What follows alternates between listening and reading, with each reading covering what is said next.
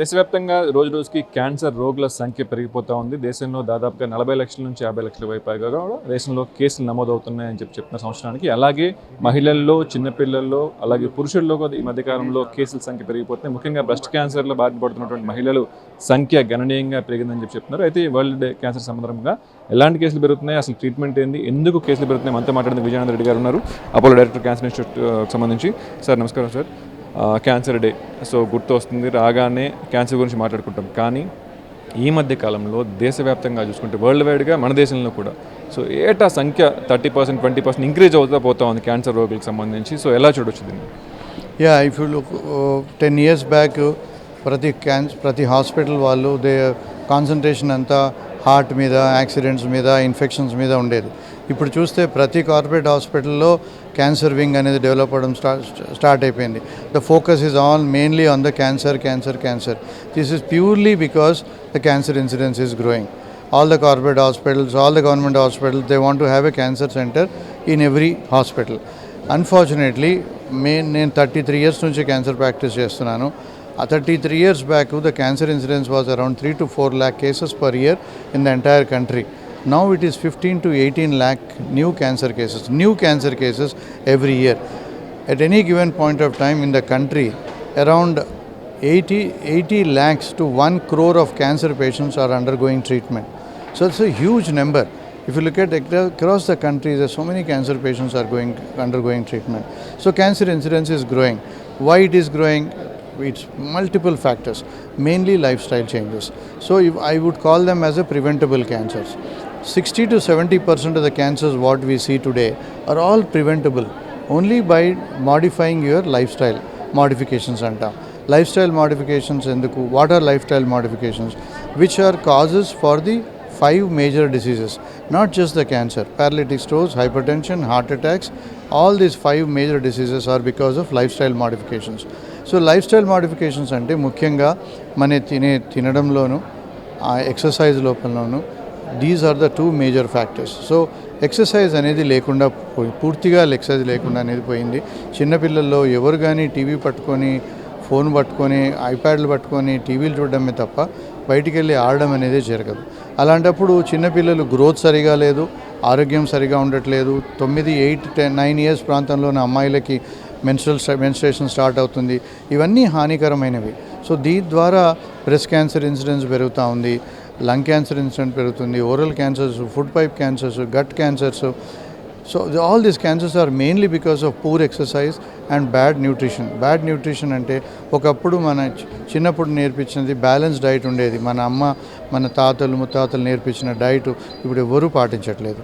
Non vegetarian diet పెరిగింది, junk food పెరిగింది, pizza అంటారు, చీజ్ అంటారు, ఫ్రైడ్ ఫుడ్ అంటారు. All these things are harmful to your body, but none of us are listening to that. మనం ముఖ్యంగా ఏది taste ఉంటుందో అది తింటారు. సో నాలుగు దాటితే Narayana. Which ever is more tastier is harmful to your health. So Chinese వాళ్ళు 110 years ఎందుకు బతుకుతున్నారు? They have less salt. మీరు ఆ కంట్రీకి వెళ్ళి సాల్ట్ అంటే సాల్ట్ ఏందో తెలియదు వాళ్ళకి. సో అబ్సల్యూట్లీ బ్లాండ్ డైట్ తింటారు, బాయిల్డ్ వెజిటబుల్స్ తింటారు. Even if they eat non-vegetarian, they use boiled non-vegetarian. Along with that, they would eat salad. So green salad and fruits are the protective agents for your body. మీరు అనవసరంగా ఆ tablets ఉన్నాయా, ఈ tablets ఉన్నాయా హెల్త్కి improve అవడానికి? Naturally God ఇచ్చిన tablets కానీ food materials, plenty of colored vegetables, colored fruits are available which you can take it, which are anti-cancer agents, which protects your body from developing cancers. Somebody rightly said if you take only vegetables and fruits, 99% that you don't develop all these 5 major diseases.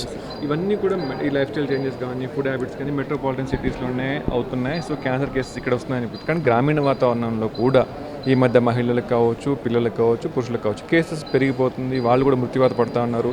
ఎర్లీగా diagnosis చేయలేకపోతున్నారు. So వాళ్ళ పరిస్థితి ఎలా, వాళ్ళకి అక్కడ గ్రామీణ వాతావరణం, rural ఏరియాలకు సంబంధించి ఎందుకు పడుతుంది ఒక అంచనా? So cancer any age group, any caste, creed and any socioeconomic status can be affected. But each socioeconomic status different kinds of cancers would come. ఇది బ్రెస్ట్ క్యాన్సర్ అనేది హయ్యర్ స్టేటాలో వస్తుంది. అలాగే colonic cancers, intestinal cancers higher స్టేటాలో వస్తుంది because of the junk food. గ్రామీణ ప్రాంతాల్లో వచ్చేది హైజీన్ మూలాన. హైజీన్ సరిగా లేదు కనుక క్యాన్సర్ సర్వీక్స్ వస్తుంది, నోట్లో క్యాన్సర్స్ వస్తుంది, పొగాకు తింటారు, బీడీలు తాగుతారు, వాళ్ళకి ఓరల్ క్యాన్సర్స్ వస్తాయి. So each state has got risk factors. These are all habitual related. Most of them are habit related. శ్రీకాకుళంలో చుట్టాను ఉల్టా పెట్టుకొని తాగుతారు, వాళ్ళకి ప్యాలెట్ క్యాన్సర్ వస్తుంది. So all these are majority of them are the habit related cancers. Those are preventable cancers అంటాం. So definitely each state has got different types of prostate cancer పెరుగుతూ ఉంది, హయ్యర్ సోటైల్ పెరుగుతూ ఉంది. These are all diet related. Oral cancers, food pipe cancers, cigarette related. So each state have got different risk factors. So everybody is at risk. You should be conscious and they should be alert. They should not run away from getting diagnosed of cancer. These cancers are all curable. So my book on I Am Survivor, they're all 15-20 years cured. They shared their stories. They are leading a normal life. So cancer is curable, is preventable, and if you detect it early, the treatment is less, chance of cure are high. So వ్యాక్సినేషన్కి సంబంధించి so ఎలాంటి vaccination ఉన్నాయి prevent చేసుకోవడానికి? So presently proven cancers, 2 cancers are related to virus. వైరస్కి ఇప్పుడు Covid is a virus. So దానికి vaccine మనం develop చేయగలిగాం. అలాగే లివర్ క్యాన్సర్కి వచ్చేది హెచ్బిఎస్ఏజీ అనే వైరస్తో వస్తుంది. అలాగే సర్వైకల్ క్యాన్సర్ వచ్చేది కూడా హెచ్పివి వ్యాక్సిన్, హెచ్పివి వైరస్ తోటి, హ్యూమన్ ప్యాప్లోమా వైరస్ తోటి వస్తుంది. సో రెండింటికి వ్యాక్సిన్ డెవలప్ అయింది and it is 100% safe, nothing to worry about. And if you do that vaccination, even if you get that virus infection, మీకు vaccine related cancer రాదు. ఇండియాలో మేము ఒక ప్రాజెక్ట్ చేసాము. 99% of the cases are HPV related cancer. So దాన్ని మనం protect చేయాలంటే HPV vaccine. బయట ప్రపంచంలో 85 to 90% are HPV related. Another 10%, 15% are not HPV related. But in our country, it is 99%. So HPV vaccine is very important. అది మనసులో పెట్టుకొని మనం ఇవాళ ఈ ప్రోగ్రామ్ చేయగలిగాము. గ్రామీణ ప్రాంతంలో ఉన్న అమ్మాయిలకి, ఆర్ఫనేజ్లో ఉన్న అమ్మాయిలకి 8,000 రూపీస్ ఇస్ బిగ్ అమౌంట్. వాళ్ళకి మనం ఫ్రీగా ఈ వ్యాక్సినేషన్ చేస్తున్నాం. సెంట్రల్ గవర్నమెంట్ వాళ్ళు కూడా అనౌన్స్ చేశారు. అది సిక్కింలో ప్రాజెక్ట్ కింద స్టార్ట్ చేశారు. ఎంటైర్ కంట్రీలో ఇంప్లిమెంట్ చేయడానికి చాలా టైం పడుతుంది. అంతలోపు మనం కూడా మన ఎన్జిఓస్ కూడా ముందుకొచ్చి ఈ వ్యాక్సినేషన్ చేయాలని నా మనవి. అంటే ఇది ఓన్లీ 1 వ్యాక్సినే సార్, లేదంటే ఇయర్లీ వన్స్ కంటిన్యూ చేసుకుంటూ వెళ్ళిపోవాలి? ఇది ఓన్లీ 2 doses. 6 months తర్వాత సెకండ్ డోస్ ఇవ్వాలి. దాని తర్వాత lifetime you are protected from cervical cancer.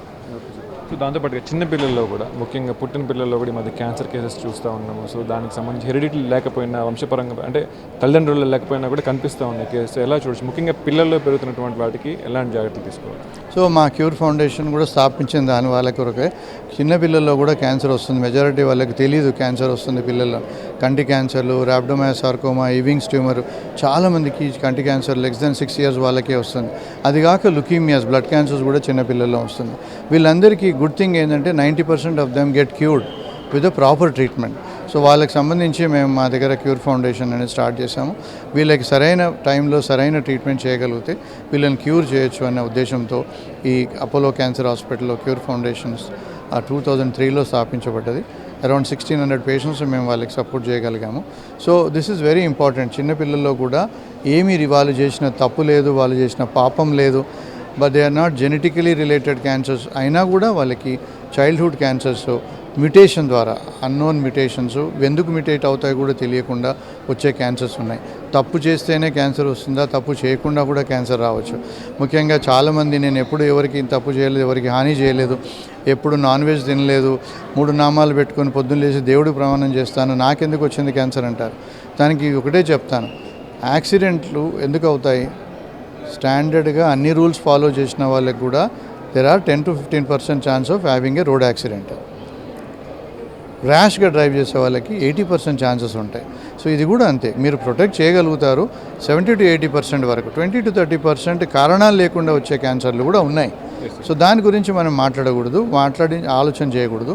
దానికి రెగ్యులర్ స్క్రీనింగ్ చేయగలిగితే you will be able to detect cancer early and able to treat. చెప్పారు కాబట్టి ఇంతకుముందు మనం 40 years దాటితే ఇయర్లీ వన్స్ స్క్రీనింగ్ చేయించుకుంటే బెటర్, బాగుండేది. లేదా వంశపరపరంగా ఇంట్లో ఎవరికైనా ఉంటే స్క్రీనింగ్ ఇయర్లీ వన్స్ చేయించుకుంటే బాగుండేది అని. కానీ ఇప్పుడు వయసుతో సంబంధం లేదు, సో ఇయర్స్తో సంబంధం లేదు. సో ఎవరు ఎలా ప్రొటెక్ట్ చేయలేకపోతున్నారు? సో ఎప్పుడు చెక్ చేయించుకుంటే బెటర్, ఎలా జాగ్రత్తలు తీసుకోవాలి? Throughout the world 40 years plus అంటారండి. మా దగ్గర మాత్రం ఇట్ ఈస్ ఓన్లీ 35 years. మా ఇండియాలో ఎర్లీగా unfortunately cancers are coming little early. My suggestion is to start screening at the age of 35. చిన్నపిల్లలు రొటీన్ పీడియాట్రిషియన్స్కి దే ఆర్ ఆల్ అవేర్ ఏం ప్రాబ్లమ్స్ ఉంటే పేషెంట్లను తీసుకెళ్ళాలని, వాళ్ళకి స్క్రీనింగ్ అక్కర్లేదు. అడల్ట్స్లో 35 years ప్రాంతంలో women and men should go for once a year annual screening. After the age of 60, every 6 months they should go for screening. So ఇదేదో కమర్షియల్గా అని అనుకోవద్దు, ఎందుకంటే స్క్రీన్ చేస్తే మీకు ఖర్చులు తక్కువ అవుతాయి, డయాగ్నోసిస్ ఎర్లీగా అవుతుంది, సింపుల్ ట్రీట్మెంట్తో క్యూర్ అయ్యే అవకాశం ఉంటుంది. So screening is very very important in my opinion. Thank you sir. Thanks అండి. సో దేశవ్యాప్తంగా కూడా కేసుల సంఖ్య రోజు రోజుకి పెరుగుతున్న పరిస్థితి కనిపిస్తూ ఉంది. డాక్టర్ గారు చెప్పినట్టు ప్రతి సంవత్సరం 15 నుంచి 18 లక్షలకు పైగా ప్రతి సంవత్సరం కొత్త కేసులు క్యాన్సర్కి సంబంధించి బయటపడుతూ ఉన్నాయి. ముఖ్యంగా చిన్నపిల్లల్లో, పెద్దవాళ్ళు అందరిలో కూడా ఈ కేసుల సంఖ్య పెరుగుతూ ఉంది. కాబట్టి వరల్డ్ వైడ్గా 40 సంవత్సరాలు దాటిన తర్వాత స్క్రీనింగ్ చేయించుకోమని చెప్తూ ఉంటారు. కానీ ఇండియాలో ఈ కేసుల సంఖ్య పెరుగుతుంది కాబట్టి 35 సంవత్సరాల దగ్గర నుంచి ఈ స్క్రీనింగ్లో చేయించుకున్నట్లయితే కొంచెం ప్రివెంట్గా చర్యలు తీసుకోవచ్చు. జీవిత కాలం కూడా పెరుగుతూ ఉంది.